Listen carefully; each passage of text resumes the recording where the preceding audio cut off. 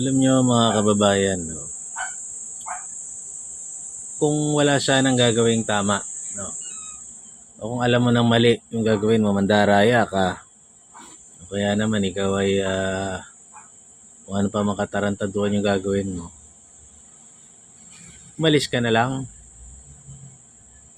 Para sa akin lang yun. Kasi hindi naman ito korporasyon na kahit ayaw sa iyo ng mga tao, kung may pag-aari ka, malaki yung stocks mo doon, hindi ka mapaalis, boto mo yung sarili mo, magiging direktor ka. Hindi nyo pag-aari ang Pilipinas. Pag-aari ito ng sambayan ng Pilipino. Ang gobyerno nag-e-exist dahil sa tao. Ang gobyerno nag-e-exist dahil may teritorya ang mga taong ito.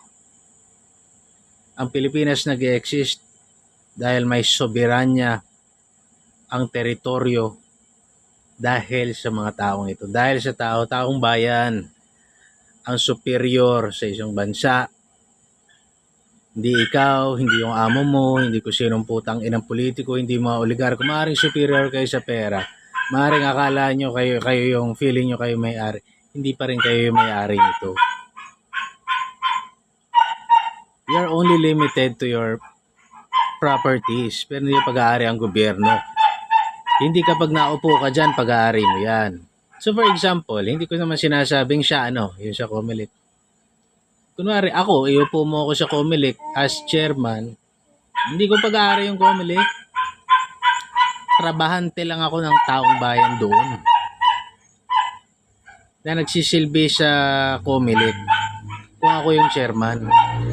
Kung ako yung presidente ng Pilipinas, trabahante lang ako ng taong bayan doon. Nagawin ko kung ano yung makakabuti para sa bayan. Klarong-klaro lang kasi sa saligang batas na matatanggal lang ang isang pangulo sa pamamagitan ng impeachment. Pero in reality, pwede naman kasi mag-resign. Alam mo, sabi ni Pangulong Duterte nung bagong upo siya, kung ayaw nyo na sa akin, sandata ang lakas. Huwag na kayo magkudeta-kudeta. Kausapin nyo ako, bababa ako. Magkape tayo, bababa ako kung ayaw nyo na sa akin.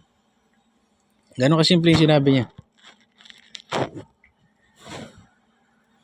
Dapat pag wala kang gagawing matino sa gobyernong ito, kung alam mo namang magaling ka lang pumarty, kunwari, o mag-drugs, umalis ka na lang.